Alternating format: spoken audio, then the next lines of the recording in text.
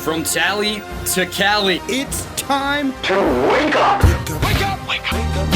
Warchant.com is your ultimate Seminole sports source. And this is Wake Up Warchant, presented by Corner Pocket Bar and Grill. One more corner pocket. Now here's Warchant.com's Aslan Hutchavandi And Corey Clark.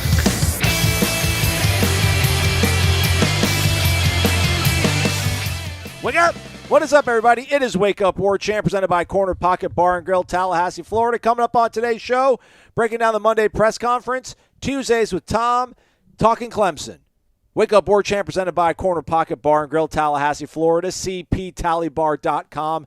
That is the website. It's Tuesday, lunch special, all day special, not just for lunch, all day. Get some Coronas. Get some tacos. It's Tuesday at the Corner Pocket Bar and Grill. And saddle up for trivia on Tuesday nights. Corey, you going for the strap tonight? You going to go for the belt for the championship? No, buddy. I'll be on the road to right. to Atlanta, so I got to do that. But I'd be there with bells on otherwise. But it's a good time. Go. You can win some money. Well, you win cash money, but that's still as good as real money. Sorry, bar cash, but it still pays. It spins like real money. And all you need, real money-wise, is 10 American dollars to subscribe to warchant.com for an entire year. That promo is running until August 23rd. So start saving your pennies, and then you can sign up. But you probably have $10. Join now. We need you. We need you more than we've ever needed you, folks. Stem the tide. Stop the bleeding. Be the tourniquet. Be the tourniquet. Sign up. Now let's get the winnings back going on here at warchant.com. Thumbs up if you're listening to us on YouTube. 5-star rating and review on Apple iTunes, which, again, if you're on the podcast app on your Apple iOS device, search for the show. You'll see two results. Hit the one on the right. Tom, Corey, and I sat down, talked for a bit about things going on in Florida State, some smaller picture, bigger picture stuff after the NC State game. I don't want to talk too much about the NC State game. It's kind of in the rear view. I would hope at this point, Corey, we got to look to Clemson. Big game. Get everything right. Fix it up here. 5-2 going into the bye. Sounds awesome, right? Man, yeah, and that's why Saturday night still angers you. It's because no matter what happened upcoming this Saturday, the worst you'd be is 5-2 going into the bye. So that you just had a game right there and you lost it. But then again, look, man, you blocked an extra point to probably prevent yourself from losing a game. You won a game with a backup quarterback on a great interception by Noles and your 6'7" freak wide receiver doing 6'7" freak things. Like you weren't lucky to win those games necessarily, but you know I think 4-2 is about when you factor in the LSU and the Louisville game into the Wake and NC State games. I think going 2-2 in those games feels about right. It's just, darn it, you had a chance to be 3-1, and you blew it with plenty of. And I thought that was the one. Well, there were a few interesting parts of our press conferences that we went on Monday, and that's the thing. We got to talk a little bit about the NC State game because they've watched film and they reflected on it too, and Fuller and Atkins and Norvell all talked about the game. But I thought Atkins was probably the most insightful, right, when he's talking about those critical moments, and you've just got it when you're playing good teams in these. He called them big boy games. When you're playing these big boy games against good teams, he's like, look, when we got here, the question was, can you beat anyone? And then it became, can you win the close games? And now it's, can you beat good teams? And that's the question. So they played Wake Forest is a good team, man. They played 2 top 15 teams this year. They lost to both of them. Now they got a top 5 team coming in. So now they've proven they can win these other games. They've proven they can play with the good teams. The top 15, top 10 teams. They've already proven they can play with them. Now you gotta see if you can beat them. Can you go win one of these games? That's the next step for this team right now. And I thought Atkins was really good on that. Just talking about, it's players, not plays sometimes, and in moments. And he's not absolving himself of mistakes. This isn't like, he just got to execute. We were great. It's not that. It's just that sometimes in these moments, when it's fourth down, it's critical times, you look all across the country in college football, it comes down to who makes those plays when it matters most. Or in Florida State's case on Saturday night, who didn't make the play? Who made the critical mistakes? And so you hope they learn from that, right? Because they're probably going to be in a game on Saturday night. A pretty close one in the fourth quarter, you would think. And, you got to go play those big moments better. That's the thing, though. But they've been in these situations, man. The Miami game last year. Miami fired its coach. Like, that was a big game because it's a rivalry game, and it felt like a big game. But that's not the same as on the road against 14. in the country. You know what I mean? I just don't. And you're 4-1. You could go to 5-1 and welcome a 6-0 team to play the biggest game in this stadium in, I don't know, man, 6 years. That's that kind of, it just felt different. You were 3-6 in that game. This is the next step, is to be a good team and to be able to beat other good teams. That's all I think, and they could prove a lot on Saturday night if they could go do that. Yeah, I guess I feel like we have a really, really big bingo card, and we need to see everything, it seems like, before we'll start making judgments and pointing fingers at certain people. It's like, all right, man, well, they've coached and played 27 games together. Not this team per se, because they've had so many new faces, but I guess at one point, do you trust these guys? Because he pointed out a guy like Robert Scott. Robert Scott's been a part of a lot of these 27 games or whatever they've had since they've been a coaching staff. And I think Norvell said that after the game against NC State, is like we as a coaching staff pour so much into these moments of these games, like these certain situations, and when you don't execute and you come up short, it's just so deflating and hurting. And it's, well, like, all right, man, well, at what point, what needs to happen then? And, because I feel like you've been in these situations, but to your point, I guess maybe Miami with a coach dead man walking versus number 14 team on the road, where you still kind of have your ACC Atlantic hopes alive.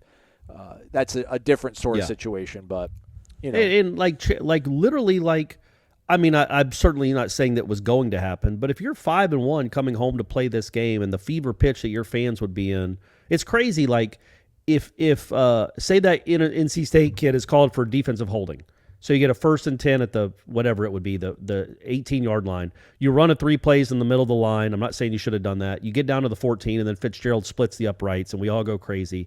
That's the difference in the complete feeling and narrative around this team right now. One play.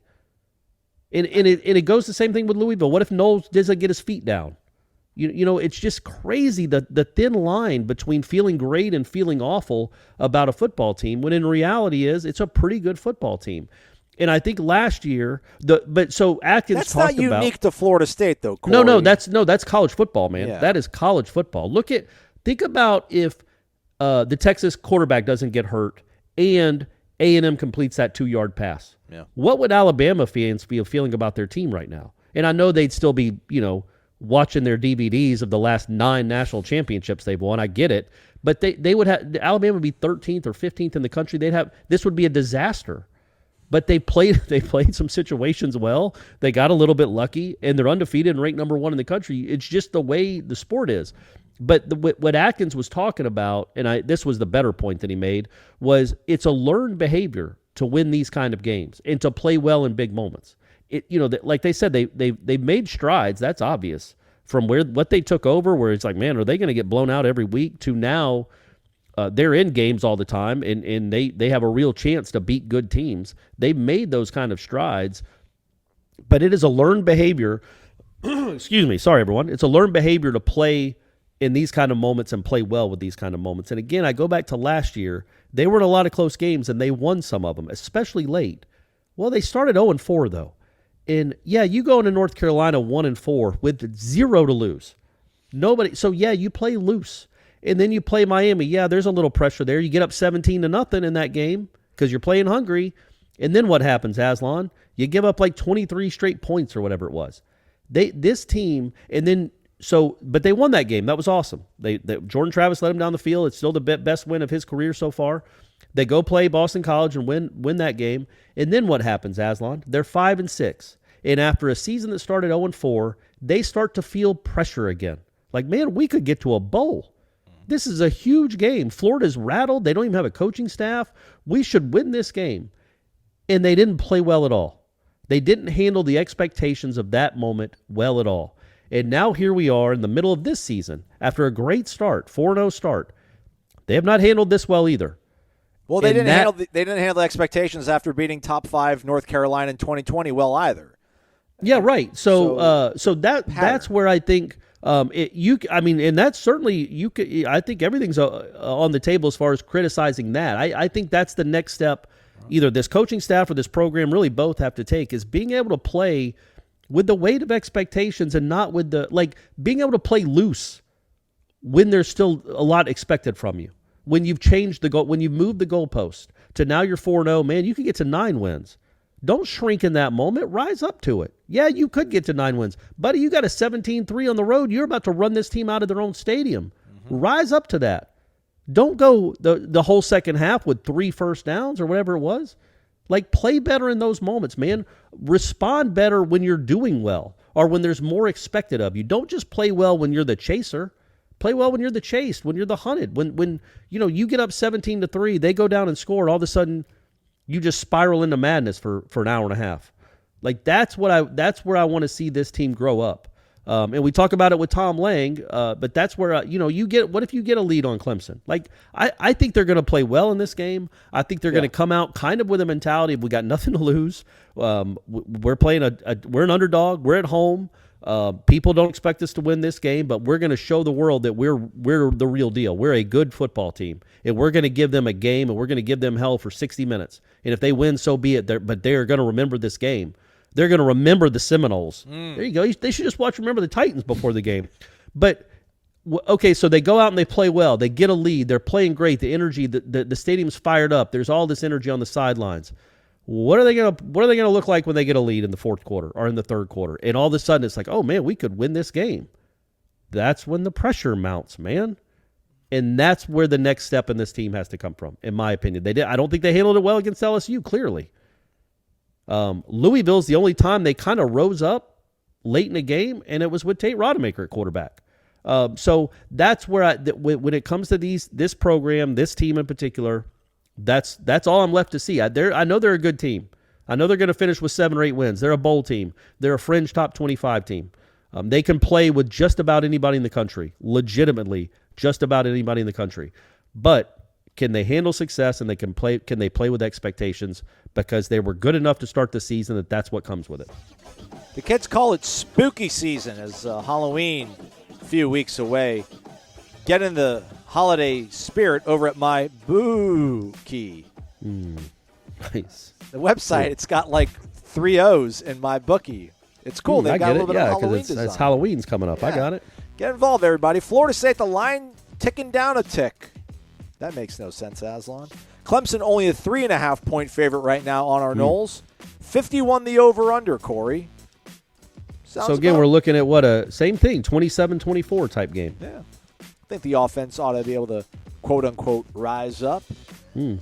Mississippi State, 7-point favorite at Kentucky. People sleeping on Mark Stoops after he was, one day you're up, one day you're down. What a crazy sport that we all love. It's that quarterback, though, right? If they don't have their quarterback, they're in trouble. Yeah, that's a good point. That's a good point. You folks got the ace up your sleeve, though. Maybe not Will Levis, but even better than that, the promo code WARCHANT. Use it over at mybookie.ag, and your first deposit will be matched instantly, right there on the spot. Dollar for dollar, up to $1,000. Bet responsibly. Don't get too crazy, but get a little bit crazy. It's winning season. I've said it before, and I'm going to say it again. It's only a gambling problem if you lose. If you're winning most of the time, it ain't a problem at all. Everybody loves you. So just be smart. You can bet as much as you want. Be smart and make good bets. That's what you should tell everybody, Aslan. There we go. We're going to make Corey make some picks right now. 15 seconds. Pressure's on. You can't talk too much about it. Georgia, 38-point favorite, home against Vandy. What do you want to do with that? Vanderbilt. Okay.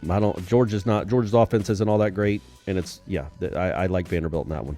Plus 38. Not on the money line, but plus 38. Syracuse, 3.5-point favorite at home against North Carolina State. Man, judging from what I saw from that NC State offense in general, and then when that quarterback came into the game, I'm going to take Syracuse in that one. They have a good running defense, and I don't know that kid can throw the ball. NC State certainly didn't seem to think so in that game. So I like Syracuse. I like Syracuse to win that one pretty comfortably if Devin Leary can't play, and I would be surprised if he could. There we go. No planning out. We just threw it at Corey. He just went right off the cuff. I like that. We don't want to overthink these things. Have You're fun welcome. Out there. Cha-ching, everyone. Cha-ching. MyBookie.ag, promo code WARCHANT. Talk about the moments that caught your ear at the press conference, but I guess health is going to be something that we're going to be keeping an eye on probably really intently these next 2 days at practice as much as we're able to watch it. I really am curious to see just how the energy – it's going to be a real good energy, I think, on Tuesday and Wednesday. I wonder if it's going to be I don't know, like just a different level of intensity. But Mike Norvell always talks about you got to treat every day the same. So we'll see how that goes about. But injuries are what we're going to probably be able to keep an eye on, and will give us maybe the best win vein for how this game is going to go. There was no in the coop on Monday, everybody, so take that for what it's worth on Robert Cooper's status. Trayshawn Ward shared a photo on social media of him in a hospital robe, in a hospital bed. Right. So right after Norvell had been asked about him, too, and he's like, well, we're going to monitor it throughout the week, and we'll see. We're hoping. And then, you see him in a hospital bed. So, and listen, man, I think Trayshawn is your best running back. Yep, So absolutely. That hurts, man. That hurts for sure. So, and if you get Fabian back, but you don't have Coop, I don't know how much of a 1 step forward, 2 steps back that is, or maybe it's 2 steps forward and only 1 step back. I love Coop, but I think it's that. If Lovett can go 40 reps, Lovett's a better player than Robert Cooper. Yeah, he is, but I wonder how much of his success is maybe a little bit predicated on an assist of Robert doing some stuff. And I don't know how much, like, Fabian Robert is great. Is Fabian Jarrett Jackson, Fabian Malcolm Ray great? But right. We'll find out on Saturday when they line up. But who knows? Maybe Robert will play. Maybe he just wanted to throw us a deke and not do the Coop show. Maybe he wanted a Monday off. Maybe he had a girlfriend to do something to hang out with. Otherwise, we'll see how practice kind of shakes out. Hopefully Jared Verse is not limited and can go, although he really wasn't. He was only limited on Tuesday. But back to Monday's press conference, I guess, Corey. Anything else stand out? I know we talked in the first segment about Alex Atkins mentioning, the winnable moments in games and executing better. I thought Mike got a little bit riled up there, I guess in a good way, a little bit emotional. His emotions started getting a little bit charged towards the end of it when talking. I guess I don't even know what the question was. Think about that. I'll set it up. So I think it was the question I asked, and it wasn't a Syracuse question. It wasn't like the week of the Syracuse game where I was like, what do you tell recruits, man? It wasn't one of those. It was just me. I think it was just me asking about the offensive pass interference on Johnny Wilson. And I think that turned into he had a lot of soliloquies on Monday, but he had that a one turned into 6-minute and 16-second opening statement. Yeah, that's Dabo-esque, man. Dabo has 20-minute opening statements, I think. But and Jimbo used to do that too. But so I just asked him about the offensive pass interference, and that was another example of a play. And he started talking about, he's like, it was bang bang, but we can coach that better, certainly. And then he's like, it's another example of a critical play in a moment where instead of you're right there at the first down marker, 3rd and short, you now have 2nd and 20 from the 36 instead of the 21-yard line. And those things change games, and you lose games that way. And then he started going on and on about how much he loves this team. He goes, I don't say it enough. I love coaching this team. And because they want to get better. They want to play better in these critical moments. They really do care. And then he caught himself because he was literally starting to cry. Right, Aslan? He was cursing. He said, damn it. It's one thing to have a disappointing moment and start hanging your head and start looking, or you can just say, damn it, I'm gonna go fix it. I'm gonna take ownership in it. I'm gonna go and do everything in my power to make sure that does not occur again. That's what I enjoy about this team. Oh, I thought it's because it looked to me like he was. Yeah, it looked to me like he was getting choked up. Okay, maybe some of that too, though. And it's crazy. He did admit that he coaches in practice. He coaches differently. His emotions are different at practice versus in games. And then obviously how we see him on Mondays is also different. So, but carry on. Sorry. But again, so it's like, man, I mean, unless I completely misread it, which I don't think I did. I thought he got choked up, and he's like, sorry, like because he caught a frog in his throat, and I'm like, man, I don't know if this is really good for this program or in him or really bad for this program and him to be so emotionally invested. But you can't say this dude is just cashing a check and he doesn't care. It's pretty remarkable how much Norvell really does care about all of this. And I know you're sitting there saying, yeah, he gets $5 million a year, dumb, he better. But trust me, I've been around this job and all these other coaches and just in general watching sports. There aren't many guys that in the middle of a 4-2 season get themselves choked up or worked up talking about how much his players want to be better in critical moments. It's just, I think it's probably good. It's like 80% probably really good for this team that he is like that because they know this dude cares. But man, it's unlike anything I've ever really seen. Yeah, I'm watching it right now, but I got on mute, but I can see his emotions. I don't know if I remember it started at the 21-minute mark But man, I'm on minute like 23 right now, and he's still going. He was so fired up. Yeah, it's refreshing. Wins are a better palate cleanser, though. Well, it's but not that. I know you're saying it's either or, but to the skeptical people that are listening, like, yeah, cool, man. I'm glad he's really fired up, but figure out what you're going to do at the end of the game when you're trailing by 2 and you have a field goal kicker with figure that stuff out first. Sure, I'm speaking to them, but yeah. But I'm asking, I think on the whole, it's very, very good that these players know how. I mean, they could watch that and know how much this dude cares about his program. He is not here cashing a check. He is not a mercenary. He wants to see Florida State be great. He wants to see these players be great. It is abnormal, though. This isn't something that happens a lot around the country. Most coaches try to stay on an even keel. Yes.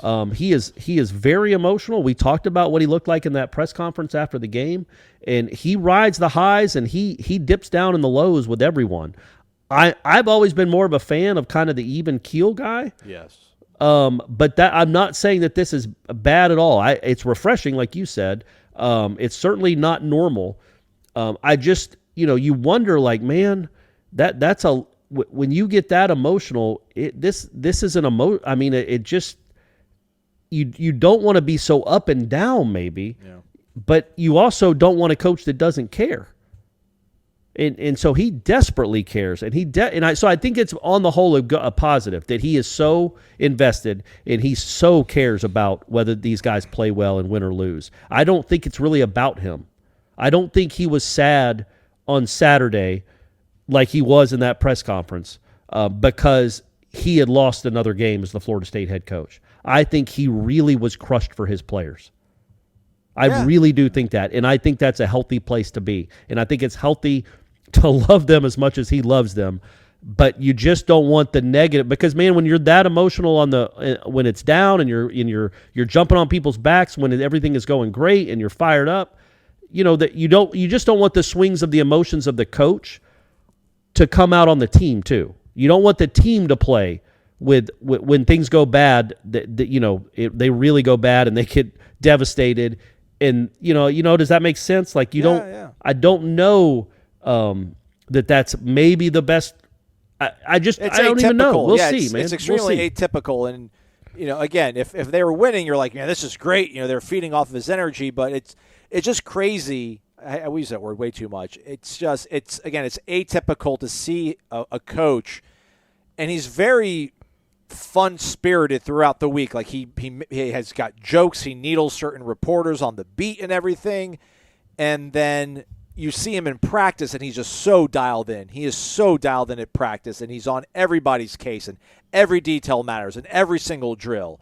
And then you see him have fun after practice talking to us in interviews. But then, like, you see him crouched down on his leg. I mean, crouched down on the sideline Raleigh like he just got sniped from row 34. And then you see the post-game press conference where, quite frankly, he can't even formulate complete sentences. He's so hurt and deflated from the game.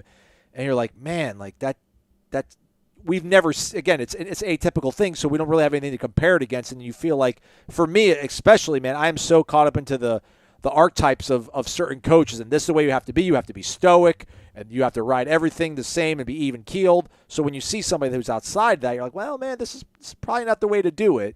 But, this could be something that the players do see, and they continue to invest. And maybe that's why they did continue to invest in things last season when things are so bad, because of the way he responded to your question. Yeah, I think by on whole, the benefits certainly outweigh the negatives, and they're perceived negatives. They might even not even be real negatives, but it's just when you're super emotional, as we've dealt with that in our lives, right? Like if you have a boss that when you do something well, it just showers you with praise, and then the minute you do something not so well, they're screaming at you. And I'm not saying Norvell is that guy, but you ride those waves of emotions that can really impact you in a negative way. I don't think Norvell is doing that necessarily.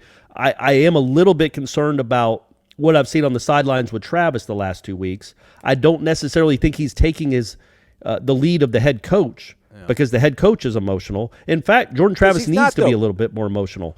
But no, Norvell's not emotional in games. I mean, Norvell is absolutely, he's like flatlining on the sidelines sometimes. Like, hey, man, but he's I remember somebody was like yelling at him when they took the delay of game penalty, I think, on maybe one of their punts. Like one of the coaches, like, hey, man, like it's about to go to 0. And he was so calm. He's like, and even Tim Hasselbeck pointed out, you could see Norvell saying, I know. Like, he's like, I get it. Everything's under control. So, yeah. I just think that it's something you got to get used to. Like I think we've just got to get used to. This is the kind of guy he is. He's super emotional. When they lose, he is devastated. When they win, he is over the moon. And you just want him to be over the moon more often. I think, and you talk about that what you were talking about with him crouching to the ground. I think there's got to be a little maturing that happens as a head coach too. Which again, man, he's 40, right? Or 40. He's not that old a guy. Yeah, he hadn't been doing this for that long. And I do remember this. So in the 2011 Virginia game, Jimbo dropped to his knees when Burt Reed. It looked like Burt Reed had caught a pass to stay in bounds, and the clock was about to run out. Late in the game when they were driving for a game-winning field goal. It looked like he had caught the ball and the clock was about to run out. And he dropped to his knees almost in a Shawshank, like, why, God, why? Like raising his arms to the sky. And then, they ended up missing the kick. It ended up not being a catch. He didn't catch it.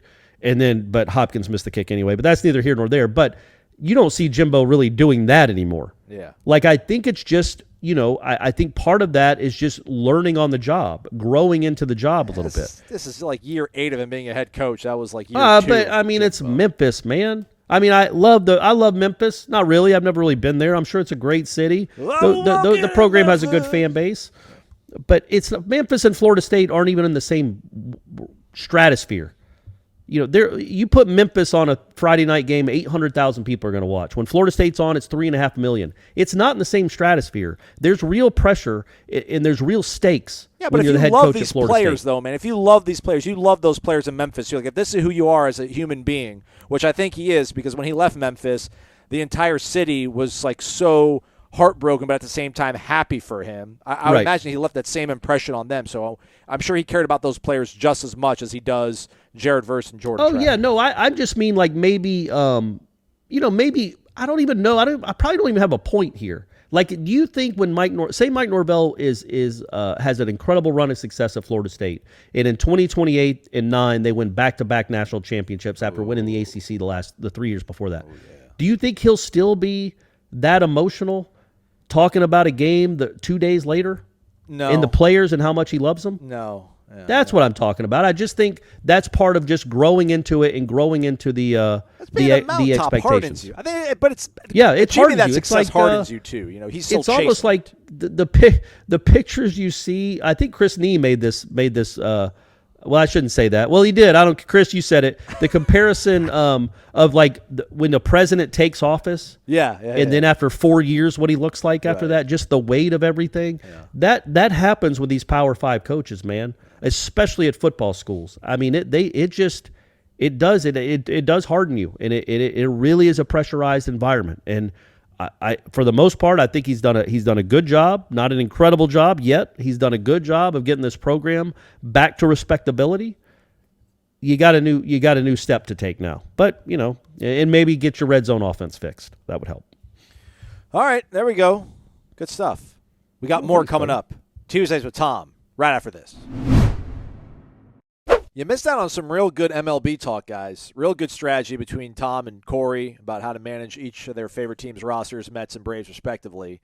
But you don't get it on this edition of the podcast. It's Tuesdays with Tom, so we're just going to talk straight ball with Tom Lang, director of original content for warchant.com, as well as the executive producer of the Jeff Cameron Show, which you can hear 1 to 3 o'clock weekdays, other than Tuesdays, because that's headlines, takes the day on that. Tom Lang, how are you, man? Doing all right, guys. It's a 2-game losing streak, but there are some positives you can take from these 2 games. It's just hard to see that on a Tuesday. That's all. All right, so big picture then. Obviously, Captain Obvious would tell you this is a big game coming up against Clemson. I've never really kind of subscribed to the, if these losses start piling up, maybe there's going to be some doubt starts creeping in. Maybe they start tuning stuff out. We saw what happened last year with the 0-4 start, the fact they got off the mat, fought pretty well, closed out the season strong. I know you can't keep going to the well, but I figure they've established enough. There's been enough trust established between this coaching staff and these players. I know there's a lot of new guys, Micah Pittman, Johnny Wilson, Jared Verse. Just how crucial is Saturday then, Tom? Obviously, just it would be a huge marquee win. Probably we could call it for Mike Norvell here, but just to not for the fans so much, but to keep things moving on track for this program. Or do you think things are settled enough that one more week won't be enough to ding this team and be a everlasting consequence? Well, not all losses are created equal, so it would depend on what kind of loss FSU suffered on Saturday. But if they did get the win, and it's not a crazy thought. No. Vegas doesn't think it's crazy. I don't think it's crazy as long as they're relatively healthy. They should be competitive in this game. And they certainly look better when they're the attacker and not the chased this season. And they most certainly have no reason to feel chased on Saturday night against Clemson. But I think you make an alert point. Last year at 0-4, if they're ever going to quit, that's the time to do so. And they decided to rally behind and believe in the message of what Mike Norvell had built and the culture that he was trying to repair. So I don't think that, a loss to Clemson, even a significant one on Saturday, would be enough to start derailing things here.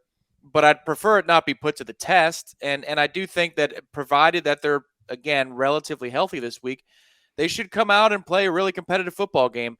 There are questions we can ask about a lot of different things, but I don't think you can question the will of this team. And I know that on Monday, Mike Norvell had said that in his press conference, and I agree with that sentiment. I also think you have a roster full of guys that know they can play with Clemson.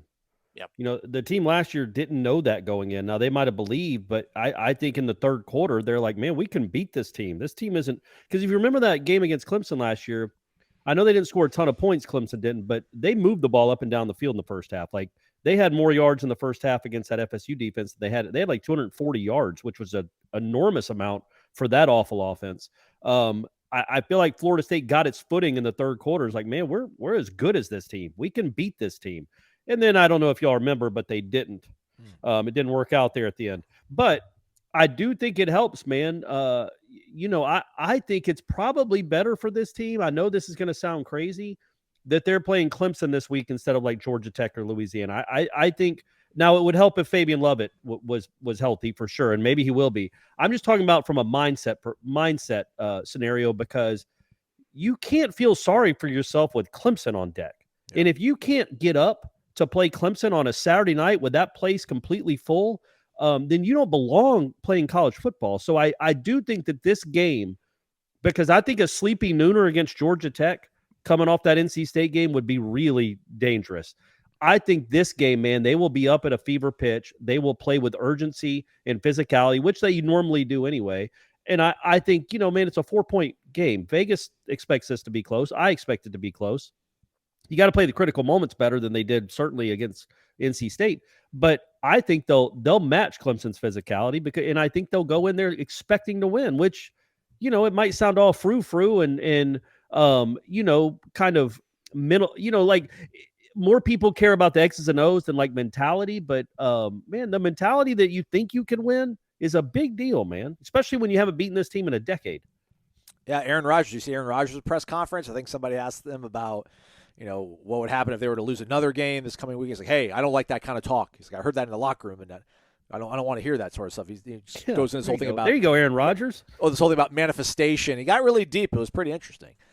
So Tom, also he's on the ayahuasca, right? Doesn't Aaron Rodgers do the ayahuasca stuff? Yeah. So he gets deep. How do we assess where we're at as we kind of hit this midway point with a nice time bye coming after this game? So I think win or lose, the bye couldn't come at a better time. You either feel really good and you can recharge and be ready to go, or you kind of lick your wounds and figure out what's the next path to finish the season strong.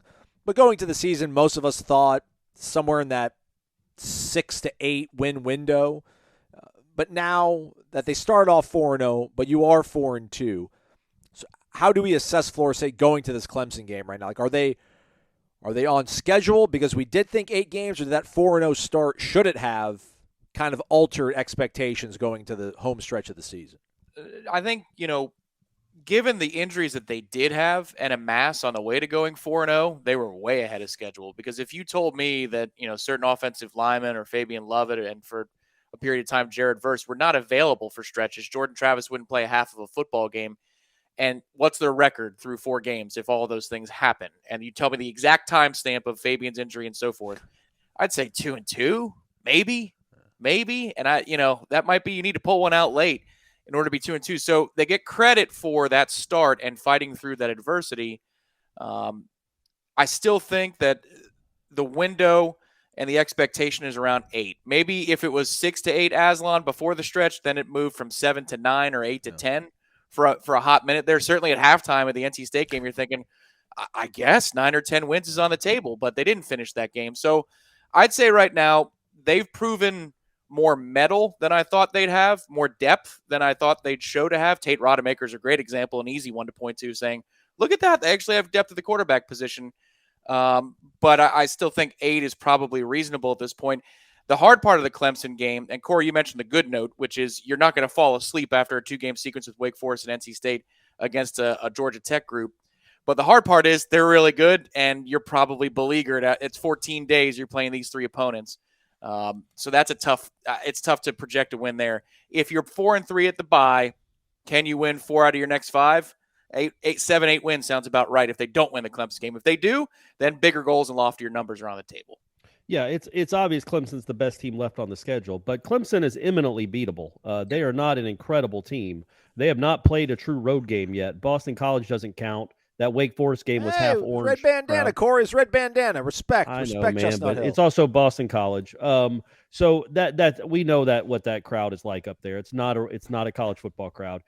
So this will be the biggest test for Clemson this year, I think. We saw that NC State team. Beating them at home on a Saturday night was not really a huge accomplishment for Clemson, I'm saying.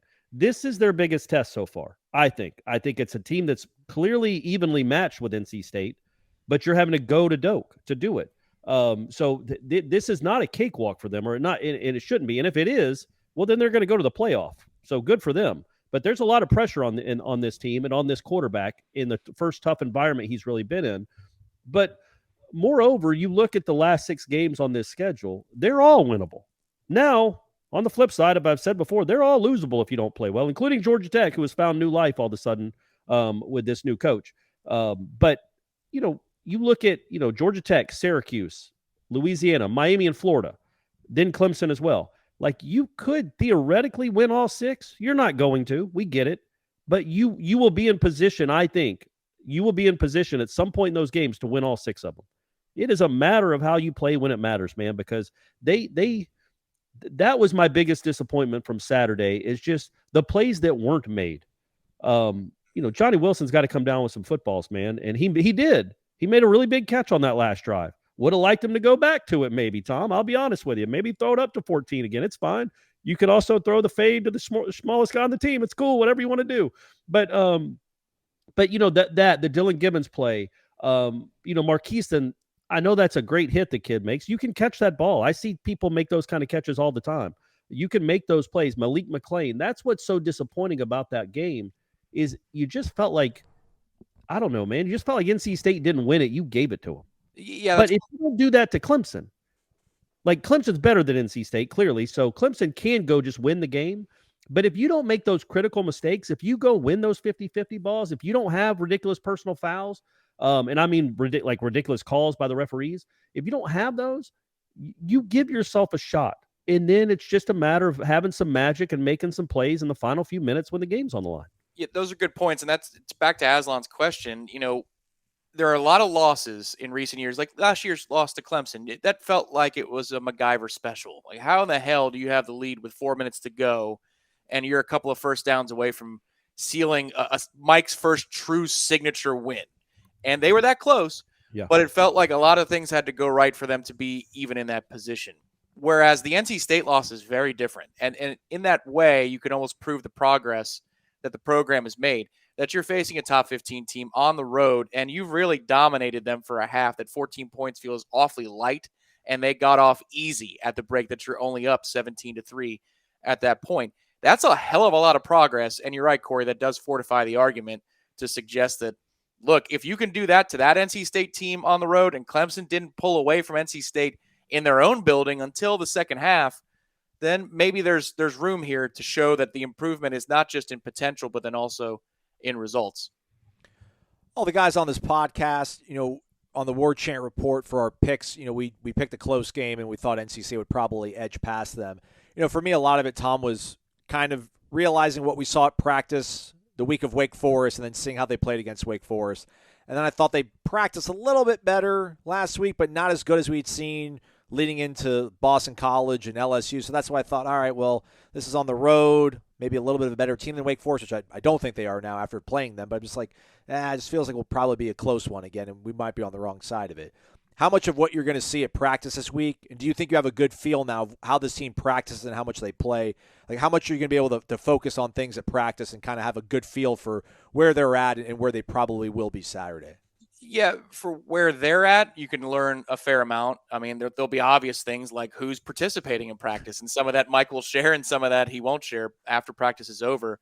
But the one difference between Clemson and Wake and NC State, LSU, is that Clemson, if they're on their A game, will do some things that it doesn't matter how prepared and how locked in FSU is. Clemson can still make those plays. Like, for example, take a look at NC State's receivers last week. Think there was a difference in a drop-off between the Demon Deacons and the Wolfpack and receiver quality? How many coverage sacks or pressures were there for Devin Leary because of good coverage downfield? Clemson's got better weapons than certainly NC State does, but you take my point. So for me, it's more about how locked in will Florida State be? Will they give themselves a good chance? Some teams don't practice the same way they play on Saturdays. It's been a fairly good indicator, though, for Florida State this season that how we see them on Tuesday, Wednesday gives you a good idea of how clean they're going to play on Saturday. And man, there were just so many mistakes this past Saturday that it was really tough. But I don't know what you guys think. And again, going back to that point, though, you can't come out on a Tuesday morning and just kind of sleepwalk through a practice when you know Clemson is coming up Saturday. You just can't. I mean, I just think that's why I thought it was.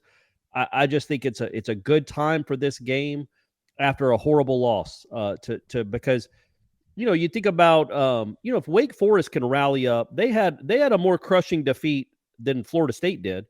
That loss to Clemson is an all-timer for that program. I mean, they had a chance to have a really, really special season. They'd be like top 5 in the country right now. And they had control of that game and lost it at home. And Wake doesn't get a lot of chances like that. So for them to then come out the next week and play as well as they did, get up 28-7 on a good team. I think we all agree Florida State's a pretty good team. To go on the road and get up 28-7, if Wake can rebound like that, then the team that preaches response and rebound and bounce back and mental toughness like this team does, I just don't have any question at all that they'll be focused and ready to play. And they're going to take these practice seriously. They're going to practice hard. I think they're going to practice well. Now, if they lose, they can certainly lose. It's Clemson. But I don't think it'll be because of a lack of preparation. You know what I mean? I just feel like these guys will come to practice this week because they know what's at stake on Saturday night. It would be by far, for anyone on the roster, the biggest win of their careers. So, you got nothing to lose. That's the beauty of this game, right?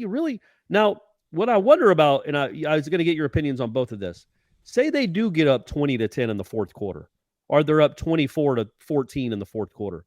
That's where I still wonder about this team's mentality a little bit. When they start, they had a 14-point lead in that game on Saturday. Then all of a sudden it felt like it started to weigh him down a little bit. And you can see in Jordan Travis's body language, like he's feeling the pressure of having a lead and not squandering it. I wonder how they're going to respond when if and when they have a lead in the fourth quarter of this game. Because they didn't do great against LSU either. You remember they went 3 and out and gave LSU a chance, and then obviously had the fumble to 3 to give LSU a chance to go win that game. I want to see them take that next step, and when they have a chance to put a game away, to not play scared, to not coach scared, but to go make plays and go win a game. I think it's going to matter how that 24-14 lead came about. Like, were they down at half and they rallied in the third quarter and had a good second half? Because I think that the adjustments that they weren't able to make against NC State, maybe that could haunt you a little bit. And that's what hurt so much. That was the most frustrating thing for me against NC State, was the fact that I thought they'd figured out things second half adjustment-wise when it came to Wake Forest, right? Because looking at some of the big games that Mike Norvell had been coached in Memphis, a lot of the games that they lost, and this probably applies to most coaches, but a lot of the games that they lost in Memphis that were big-time games for them, they lost in the second half and just got shut out. They were up like 31-7 one year against UCF and then lost 34 or 38-31.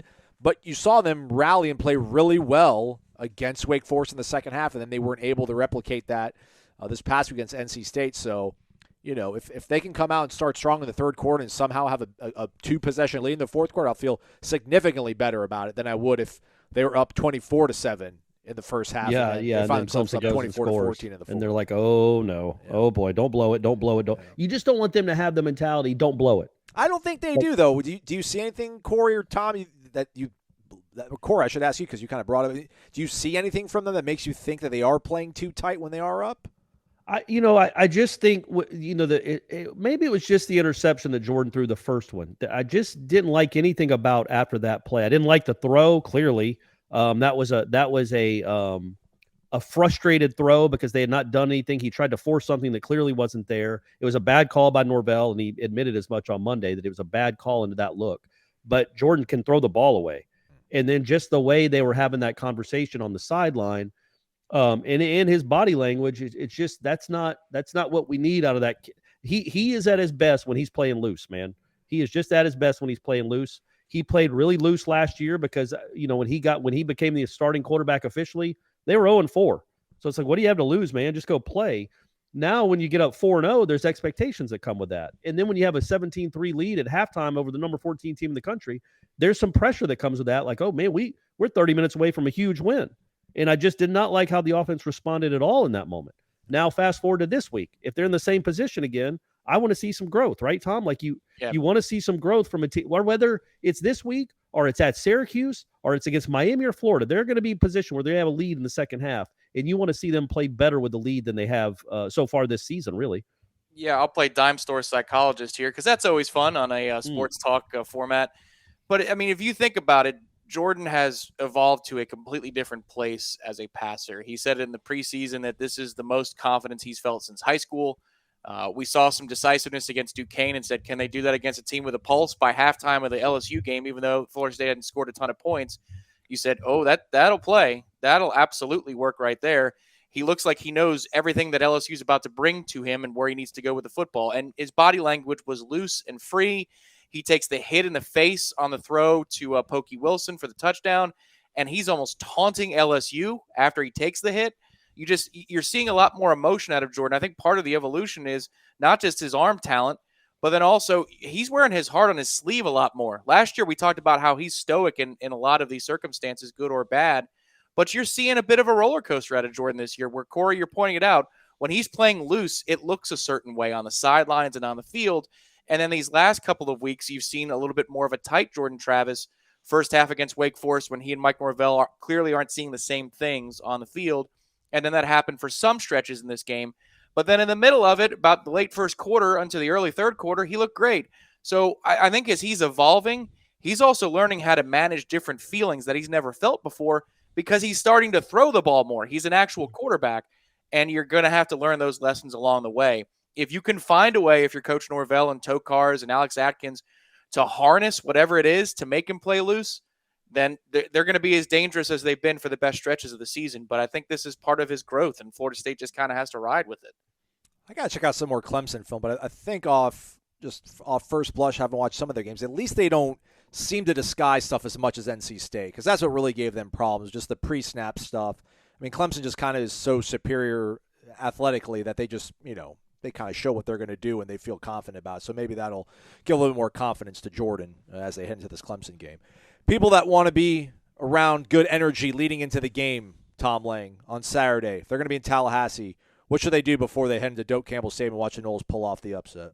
Well, by golly, they should be in College Town and stop by Hotel Indigo, 826 West Gain Street. You go inside that beautiful Hotel Indigo in College Town. There are some elevators off to your right. There's a bar straight ahead. You can stop by for a cold one. But you get on those elevators, 7th floor, wrap around in the hallway, and you'll see yet another bar, TVs with college football games on, a beautiful breeze, a view of Doak Campbell Stadium, and, of course, a 2-hour pregame show, which will be live on Warchant TV. But you can see it with your own eyes. Hopefully you come out there. We'll have more than a few staff members to say hello and obviously commiserate over a 2-game losing streak and maybe the end of a 2-game losing streak on the field on Saturday night. But we'd love to see you out there at Hotel Indigo. You can also see Tom at Corner Pocket. He's there producing the show with Jeff and I on Fridays from 5:30 to 6:30. And you probably won't see me have allergy attacks this time, Corey. I think I'm going to be able to fight. You might hang around a little bit afterwards? Yeah, why not? All right, man. Watch my Bravos in the playoffs. That'd be awesome. I can't think of anything better than watching. You can't root for the Phillies though, right? Like I know you don't like the Braves, but you can't like the Phillies either. And you know me. You're a friend of mine. You want the Braves to win, right? I can root for you. That's who I can root for. You want them both to lose somehow. I got it. You want to weigh you who do you want to win the National League, Tom? And we'll leave you on this. Who do you want to come out of the National League to play for the World Series? That The is Padres? No. It can't be the Dodgers. Nobody can root for the Dodgers. That's like rooting for the Death Star. It's an impossible question, man. I'm rooting for Cal Raleigh and the Mariners. That's what it is. Oh, the dumper. Yeah, that's right. Yeah. Fine, I guess. That's the big red button next to me when I'm live on the air with Jeff is the dumper button. Yeah, the dumper. That's right. Tom Lane, director of original content for warchant.com, executive producer of the Jeff Cameron Show, Tuesdays with Tom. We do it all the time. Thanks for hanging out, Tom. Corey, make sure to ask Aslan about the rally tie. It almost worked. Oh, okay, I will. I'll ask about it right now.